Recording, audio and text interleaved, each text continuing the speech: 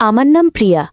আমার বৌদি মিলি যখন আমাদের বাড়িতে প্রথম আসে তখন সে একা আসেনি, তার সাথে যৌতুক হিসেবে নিয়ে এসেছিল তার এক দূর সম্পর্কে ভাইকে।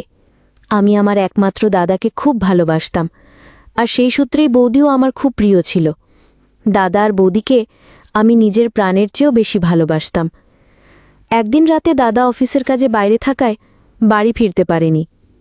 বৌদি বাড়িতে নতুন, তাই দাদা আমাকে আগে থেকেই বলে রেখেছিল তার ফিরতে দেরি হলে আমি যেন বৌদির ঘরেই থাকি। আমাদের বাড়িটা এতটাই বিশাল ছিল যে তাকে রাজপ্রাসাদ বললেও ভুল হবে না। দাদার কথা মতো আমি নিজের ঘর থেকে বেরিয়ে বৌদির ঘরের দিকে এগিয়ে গেলাম, কিন্তু ঘরের দরজাটা খুলতেই ভেতরের যা দৃশ্য দেখলাম তাতে আমার পায়ের নিচের মাটি যেন সরে গেল। ওদের দুজনকে ওই অবস্থায় দেখে লজ্জার ঘৃণায় আমার মনে হচ্ছিল পৃথিবী দুই ভাগ হয়ে গেলে আমি তার ভেতরে ঢুকে যাই। আমার বৌদি তার সেই ভাইয়ের সঙ্গেই। আসলে মিলি বৌদি যখন বিয়ে করে আমাদের বাড়ি আসে তখন একজন বান্ধবীর মতে তাকে কাছে পেয়ে আমি খুব খুশি হয়েছিলাম। ছোটবেলায় মাকে হারানোর পর বাবা আর দাদার কাছেই আমি বড় হয়েছি, তাই বৌদির আগমনে আমার আনন্দের সীমা ছিল না। কিন্তু বিয়ের পর থেকেই বৌদিকে কেমন যেন উদাসীন আর মনমরা দেখাতো। তার মুখে হাসি প্রায় দেখাই যেত না। বিয়ের ঠিক 15 দিন পর আমাদের বাড়িতে আরেকজন নতুন মানুষের আগমন ঘটল, আর তার আসার পর থেকেই বাড়ির সবকিছু যেন ওলটপালট হয়ে গেল। সেদিন দুপুরে আমরা সবাই যখন একসাথে খেতে বসেছিলাম ঠিক তখনই সুদর্শন এক যুবক আমাদের বাড়িতে এসে হাজির হয়। তার সুঠাম স্বাস্থ্য আর চেহারা দেখে প্রথম দর্শনেই আমি তার প্রেমে পড়ে গিয়েছিলাম। প্রথমে আমরা কেউই তাকে চিনতে পারিনি, কিন্তু আমার বৌদি ছেলেটিকে দেখা মাত্রই খাওয়ার টেবিল থেকে উঠে গিয়ে তাকে জড়িয়ে ধরল। এই দৃশ্য দেখে আমি, বাবা আর দাদা ভীষণ অবাক হয়েছিলাম। অবাক হওয়ারই কথা, কারণ আমাদের চোখের সামনেই বৌদি একজন অচেনা যুবককে ওভাবে জড়িয়ে ধরেছিল। আমরা একে অপরের মুখের দিকে তাকাচ্ছিলাম। বৌদিকে কিছু জিজ্ঞেস করার আগেই সে ছেলেটির হাত ধরে বাড়ির ভেতরে নিয়ে এসে খুব আনন্দের সাথে জানালো ছেলেটি নাকি তার ভাই আকাশ। ছোটবেলা থেকে সে নাকি তার এই ভাইয়ের সাথেই খেলাধুলা, পড়াশোনা সব কিছু করেছে। আকাশ নাকি আমাদের এলাকাতেই একটা চাকরির জন্য থাকতে এসেছে। বৌদির মুখে যখন শুনলাম ছেলেটি তার ভাই, তখন আমি মনে মনে খুব খুশি হয়েছিলাম, কারণ জীবনে প্রথম আমি কাউকে দেখা মাত্রই এতটা পছন্দ করে ফেলেছিলাম। আকাশ এরপর ঘরে এসে বাবার পা ছুঁয়ে প্রণাম করল এবং দাদাকে বলল যে সে আমাদের পাড়াতেই একটা ঘর ভাড়া খুঁজছে, কারণ এখানেই তার চাকরি হয়েছে। বাবা বা দাদা কিছু বলার আগেই আমার বৌদি উত্তেজিত হয়ে দাদাকে বলল, শোনো না, আমার ভাই তো আমাদের বাড়িতেই থাকতে পারে, অন্য কোথাও ঘর ভাড়া নেওয়ার কী দরকার? আমাদের এত বড় বাড়ি, যে কোনো একটা ঘরে তো ভাই থাকতেই পারে। বৌদির কথা শুনে দাদাও তখন আকাশকে বলল, শালাবাবু, তোমার অন্য কোথাও থাকার দরকার নেই, তোমার বোন তো ঠিকই বলেছে, আমাদের এত বড় বাড়িতে তুমি আরামসেই থাকতে পারো। তখন বৌদির সেই দূরসম্পর্কে ভাই আকাশ বলল, জামাইবাবু, আমার এখানে থাকাটা ঠিক হবে না, বেশি দিন থাকলে আমার নিজেরই অস্বস্তি লাগবে। আমি বরং আপনাদের পাড়ার আশেপাশেই কোনো একটা বাড়ি ভাড়া নিই, তাহলে মনে হবে আমি আপনাদের কাছেই আছি, একাও লাগবে না। যখনই অবসর পাব তোমাদের সাথে এসে আড্ডা দিয়ে যাব। যেদিন থেকে বৌদির ভাই আমাদের জীবনে এলো সেদিন থেকে আমি বৌদির মধ্যে একটা অদ্ভুত পরিবর্তন লক্ষ্য করেছিলাম। আকাশ আসার পর থেকে বৌদি ভীষণ খুশি থাকত। তার মুখের সেই হাসিটা বিয়ের পর আমি আর দেখিনি। সে তো সারাক্ষণ মনমরাই হয়ে থাকত। এদিকে আকাশ আমাদের পাশের বাড়িতেই একটা ঘর ভাড়া নিয়ে থাকতে শুরু করল এবং প্রায় প্রতিদিনই আমাদের বাড়িতে আসত। বৌদির ভাই যখন আমাদের বাড়িতে আসত আমি তাকে দেখা মাত্রই লজ্জায় লাল হয়ে যেতাম। তার বলিষ্ঠ চেহারা দেখে আমি মুগ্ধ হয়ে যেতাম। এভাবে প্রতিদিন বৌদির সাথে দেখা করতে আসার সুবাদে আমিও সুযোগ বুঝে আকাশের সঙ্গে কথা বলার নামা অজুহাত খুঁজতাম। এভাবে দিন 10 কেটে যাওয়ার পর আকাশের সঙ্গে আমার বেশ ভালো একটা বন্ধুত্বপূর্ণ সম্পর্ক গড়ে ওঠে। সে এতটাই ভালো ছিল যে আমার বাবার স্বাস্থ্যেরও খোঁজ খবর নিত। ধীরে ধীরে আকাশ আমাদের পরিবারের এতটাই কাছের মানুষ হয়ে উঠল যে আমরা বাড়ির সব বিষয়ে তার সাথে আলোচনা করতাম। এমনকি বাড়ির কোনো জরুরি কাজে দাদা সময় না পেলেও আকাশ সেই কাজগুলো করে দিত। এভাবেই বেশ কিছুদিন যাওয়ার পর আকাশ আমার মনে একটা বিশেষ জায়গা করে নেয় এবং আমি তাকে মন থেকে ভালোবেসে ফেলি। একদিন সন্ধ্যায় সুযোগ বুঝে আমি আকাশকে আমার মনের কথা বলেই ফেললাম যে আমি তাকে ভালোবাসি। সেদিন সন্ধ্যায় বাবা নিজের ঘরে ছিলেন। আর বৌদিও উপরের ঘরে নিজের কাজে ব্যস্ত ছিল। সেই সময় আমি আর আকাশ নিচের ঘরে একাই ছিলাম। আমার দাদা তখন অফিস থেকে ফেরেনি। আমি যখন আকাশকে আমার ভালোবাসার কথা জানালাম, তখন সেও খুব খুশি হয়ে আমাকে জড়িয়ে ধরে আমার গালে হাত রেখে বলল, প্রিয়া, তুমি তো আজ আমার মনের কথাটাই বলে দিলে। সত্যি বলতে, প্রথম দিন দেখেই আমিও তোমাকে পছন্দ করেছিলাম, কিন্তু এতদিন সাহস করে বলতে পারিনি। আমিও তোমাকে খুব ভালোবাসি, আর তোমাকেই বিয়ে করতে চাই। এরপর আমরা দুজনেই নিজেদের আবেগ আর ধরে রাখতে পারিনি। আমরা একে অপরের খুব কাছাকাছি চলে এসেছিলাম। সেদিন বাবা আর দাদার কথা ভুলে গিয়ে বিয়ের আগে আমি কিভাবে এত বড় একটা ভুল করে বসলাম, সেই ভুলের শাস্তি আমাকে আজও ভোগ করতে হচ্ছে। সেদিন থেকে আকাশ যখন বৌদির সাথে দেখা করতে আসতো, আমি লুকিয়ে তার সাথে দেখা করতাম। আমাদের ভালোবাসার সম্পর্কটা বাড়ির সবার অগোচরেই গভীর হচ্ছিল। এদিকে আকাশ আমার সাথে দেখা করার পর আবার বৌদির ঘরে চলে যেত। তারা ঘন্টার পর ঘন্টা ঘরের দরজা বন্ধ করে কি করত কে জানে। আমরা ভাবতাম বৌদি তার বাপের বাড়ির কাউকে কাছে পেয়ে খুব খুশি, তাই হয়তো ভাইয়ের সাথে গল্পগুজব করে সময় কাটায়। কিন্তু একদিন আমি বৌদি আর আকাশকে ডাকতে গিয়ে ঘরের দরজা খুলতেই আমার মাথায় যেন আকাশ ভেঙে পড়ল। তাদেরকে ওই অবস্থায় দেখে ক্ষণিকের জন্য আমার মনে একটা সন্দেহ দানা বেঁধেছিল। আমি যখন দরজাটা খুললাম, তখন দেখলাম বৌদি আকাশের কোলে মাথা রেখে শুয়ে আছে, আর আকাশ বৌদির মাথায় হাত বুলিয়ে দিচ্ছে। আমাকে দরজায় দাঁড়ানো দেখে বৌদি উঠে বসে বলল, আরে প্রিয়া, ভেতরে আয়, দেখ না আমার মাথায় খুব যন্ত্রণা হচ্ছিল, তাই আকাশ একটু মাথাটা টিপে দিচ্ছিল। বৌদির কথা শুনে আমি মুচকি হেসে নিজের মনের ভুল সন্দেহটা দূর করে দিলাম। আমি বললাম, ঠিক আছে, তোমরা নিচে চলে এসো, দুপুরের খাবার তৈরি। আমি বৌদিকে এতটাই ভালোবাসতাম যে তার কাজের চাপ কমানোর জন্য প্রতিদিন দুপুরের রান্নাটা আমিই করতাম, যাতে সে একটু বিশ্রাম নিতে পারে। সেদিন আকাশ আমাদের বাড়িতেই দুপুরের খাবার খেয়েছিল। সে তো বেশিরভাগ দিনই আমাদের বাড়িতেই খেত। এমনকি রাতের বেলাতেও সে মাঝে মাঝে লুকিয়ে আমার সাথে দেখা করতে আসত। কিন্তু ধীরে ধীরে আমার একটা বিষয় খুব অদ্ভুত লাগত। আকাশ প্রতিদিন আমার সাথে দেখা করার পর বৌদির ঘরে ঢুকে ঘন্টার পর ঘন্টা দরজা বন্ধ করে কি এমন কথা বলতো। একদিন আমি গল্পের ছলে বৌদিকে জিজ্ঞেস করেছিলাম, বৌদি, তুমি আকাশের সাথে ঘন্টার পর ঘন্টা ধরে কি এত গল্প করো? বৌদি তখন খুব হাসি মুখে উত্তর দিয়েছিল, আকাশ আমার ভাই হলেও সে আমার সবচেয়ে কাছের বন্ধুর মতো। আমি আমার মনের সব কথা ওকে খুলে বলি। তাই এরপর থেকে আমি আর তাদের কোনোদিন সন্দেহের চোখে দেখিনি। এমন নয় যে আমার মনে সন্দেহ জাগেনি।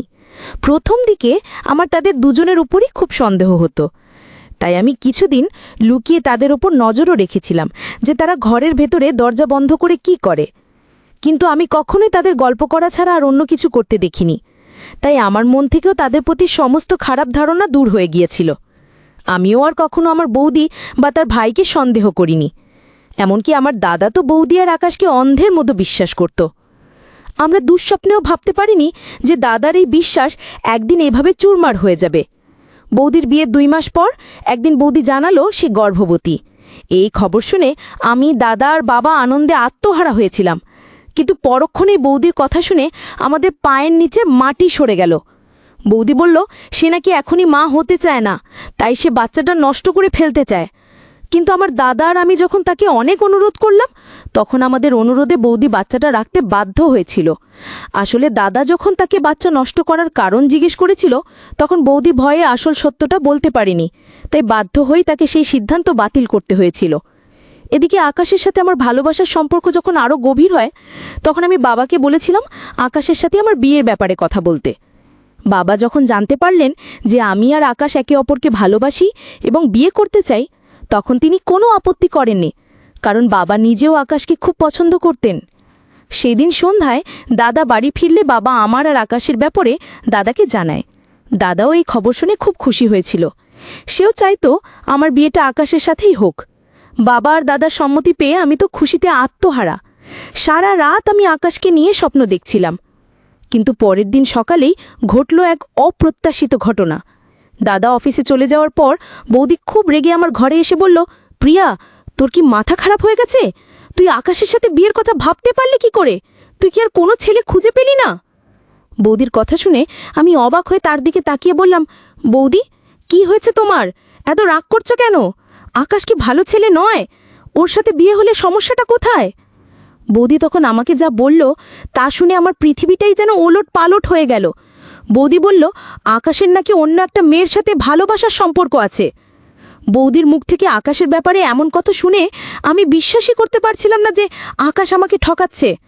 সেদিনে আমি আকাশের সাথে এই ব্যাপারে কথা বলি। আকাশ আমার মুখ থেকে সবকিছু শোনার পর আমার মাথায় হাত রেখে কসম খেয়ে বলল যে সে শুধুমাত্র আমাকেই ভালোবাসে। আমি বুঝতে পারছিলাম না কে মিথ্যে বলছে, বৌদি নাকি আকাশ। যদি আকাশ সত্যি বলে তাহলে বৌদি কেন আমাকে এত বড় একটা মিথ্যে কথা বলল? আমি যখন আকাশের কথা বিশ্বাস করতে পারছিলাম না তখন আকাশ আমাকে বলল, প্রিয়া, তোমার যদি আমার কথা বিশ্বাস না হয় তাহলে আমি এখনই তোমাকে বিয়ে করতে রাজি আছি। আমি জানি না তোমার বৌদি কেন আমার নামে এসব বাজে কথা বলেছে। আমি যদি অন্য কোনো মেয়েকে ভালোবাসতাম তাহলে তোমার সাথে সম্পর্কই বা কেন করতাম? আকাশ আমাকে ভরসা দেওয়ার জন্য সেদিনই মন্দিরে নিয়ে গিয়ে আমার সাথে বিয়ে করে নেয়। আমিও আবেগের বশে তাকে বিয়ে করে ফেলি। বিয়ে করে সেদিন সন্ধ্যায় যখন আমরা বাড়ি ফিরলাম তখন দাদার বৌদি আমাদের বরবধূর বেশে দেখে একেবারে হতবাক হয়ে গিয়েছিল। দাদা খুব রেগে গিয়ে আমার হাত ধরে বলল, প্রিয়া, আমাদের না জানি এভাবে বিয়ে করার কী দরকার ছিল? আমি তখন দাদাকে বললাম, দাদা, আমি তো তোমাদের না জানিয়ে বিয়ে করিনি। তোমরা তো সবই জানতে যে আমি আর আকাশ একে অপরকে কতটা ভালোবাসি। আমি তো তোমাদেরকে আমাদের বিয়ের কথা বলেছিলাম, কিন্তু তুমি তো কোনো পদক্ষেপ নাওনি।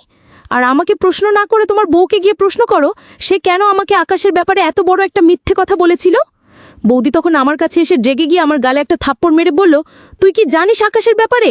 কোনো কিছু না জানে না শুনে তুই ছেলেটাকে বিয়ে নিলি। এত বড় একটা সিদ্ধান্ত নেবার আগে একবারও আমাকে জানানোর প্রয়োজন মনে করলি না? আমি তখন বৌদিকে বললাম, আকাশ তো তোমার ভাইয়ের চেয়েও বেশি বন্ধু, তাহলে তুমি কেন চাও না যে তোমার এত ভালো বন্ধুর সাথে আমার বিয়ে হোক? বৌদি তখন একটাই কথা বলেছিল, দেখ প্রিয়া, আমি তোকে এখন কিছু বলতে পারবো না, কিন্তু তুই পরে খুব পস্তাবি, তখন কিন্তু আর কিচ্ছু করার থাকবে না। এই কথা বলে বৌদি রাগ করে ওপরে চলে গেল এবং দাদাও তার পেছন পেছন গেল। আমি কিছুই বুঝতে পারছিলাম না। আকাশ যখন বৌদির এত ভালো ভাই, তাহলে বৌদি কেন আমাদের বিয়েতে রাজি ছিল না? বিয়ের 7 দিনের মধ্যেই আকাশ আমার সাথে এতটাই দুর্ব্যবহার শুরু করল যে আমার তো তার আসল রূপ দেখে পায়ের নিচের মাটি সরে গেল। আমার কাছে জমানো যেই টাকাগুলো ছিল তার মধ্যে 5 লক্ষ টাকা আমার স্বামী মাত্র 7 দিনেই শেষ করে ফেলেছিল। সে এত টাকা কোথায় খরচ করেছিল তা আমি জানি না। একদিন রাতে আমি আলমারি খুলে দেখি আমার লকারে একটা টাকাও নেই। আমি তখন আমার স্বামীর কাছে ওই 5 লক্ষ টাকার হিসেব চাই। তখন সে আমার গালে থাপ্পড় মেরে বলল, তুই আমার কাছে টাকার হিসেব চাইবি? তোর এত সাহস হলো কি করে? এমনিতেও আমার এখন আরও 1 লক্ষ টাকা দরকার, এক্ষুনি আমাকে 1 লক্ষ টাকা বের করে দে। আমি তখন তাকে বললাম, কোথা থেকে দেব তোমাকে 1 লক্ষ টাকা? আমার কাছে যা জমানো ছিল তা তো তুই সবই শেষ করে দিয়েছ, আমার কাছে আর কোনো টাকা নেই। এই কথা শুনে সে আমাকে আবার মারতে শুরু করলো। সেদিন আমার স্বামী যখন আমার গায়ে হাত তুলেছিল তখন আমার বৌদি ঘরে এসে ওই শয়তানের হাত থেকে আমাকে বাঁচিয়েছিল। আমি বৌদিকে জড়িয়ে ধরে সেদিন অনেক কেঁদেছিলাম, কারণ আমি বুঝতে পারছিলাম বৌদি কেন তার ভাইয়ের সাথে আমার বিয়ে দিতে চায়নি। এরপর আকাশকে আমার বৌদি বলেছিল, তোর যত টাকা প্রয়োজন হবে আমার কাছ থেকে নিয়ে যাবি, কিন্তু প্রিয়ার গায়ে ভুল করেও আর হাত তুলবি না, না হলে আমার চেয়ে খারাপ আর কেউ হবে না। আমি ভেবেছিলাম হয়তো আমার জন্যেই বৌদির সাথে তার ভাইয়ের সম্পর্কটা খারাপ হয়ে গেল, কিন্তু আমার বৌদি আর আমার স্বামীর আসল সত্যিটা যখন আমি জানতে পারলাম তখন আমার চোখ কপালে ওঠার জোগাড় হয়েছিল। বিয়ের কিছুদিন পর আকাশ যখন আবার আমার ওপর অত্যাচার শুরু করে তখন আমার দাদা বিষয়টা জানতে পেরে আকাশের গায়ে হাত তোলে এবং তাকে আমাদের বাড়ি থেকে বেরিয়ে যেতে বলে।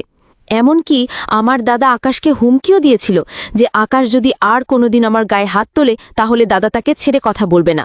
তখন আকাশ আমার দাদাকে বলেছিল, শুনুন শালাবাবু, প্রিয়ার সাথে আমার বিয়ে হয়েছে, সে আমার বউ, আমাদের স্বামী স্ত্রীর মাঝখানে আপনাদের আসার কোনো দরকার নেই। সেদিন আমার দাদা খুব রেগে গিয়ে আমার স্বামীকে ধাক্কা মেরে বাড়ি থেকে বের করে দেবার চেষ্টা করেছিল, কিন্তু সে এতটাই নির্লজ্জ ছিল যে সেই মুহূর্তে আমার দাদাকেও আঙ্গুল দেখিয়ে বলেছিল, এই বাড়ি থেকে আমি একা যাব না, আমি যদি যাই তাহলে আমার বউকেও সাথে নিয়ে যাব, আর তাকে নিয়ে যাবার সম্পূর্ণ অধিকার আমার আছে। প্রিয়া যদি আমার সাথে না যায় তাহলে আমি ওই বাড়ি ছেড়ে কোথাও যাব না। সেদিন আমি বুঝে গিয়েছিলাম যে ওই শয়তানটাকে বিয়ে করে আমি আমার জীবনটা শেষ করে দিয়েছি। আমি যদি দাদার বাড়িতে থাকি তাহলে সে তাদের কাউকেই শান্তিতে থাকতে দেবে না। এমনিতেও আমার বৌদি তখন গর্ভবতী ছিল, আমি চাইনি যে ওই অবস্থায় সে কোনো মানসিক চাপে থাকুক। তাই আমি আমার স্বামীকে বললাম, আমি তোমার সাথে গেলেই তো তুমি এখান থেকে চলে যাবে, তাহলে আমি তোমার সাথে যেতে রাজি আছি, অন্ততপক্ষে আমার দাদার বৌদি তো শান্তিতে থাকতে পারবে। আমি যখন আমার স্বামীর সাথে বাবার বাড়ি ছেড়ে চলে যেতে রাজি হলাম তখন আমার বৌদি কেঁদে আমার হাত পা ধরে বলেছিল, প্রিয়া, তুই কোথাও যাবি না, তুই এখানেই থাকবি, আমি ওই শয়তানটাকে বাড়ি থেকে বের করব। কিন্তু আমি তাদের কারো কথা শুনিনি।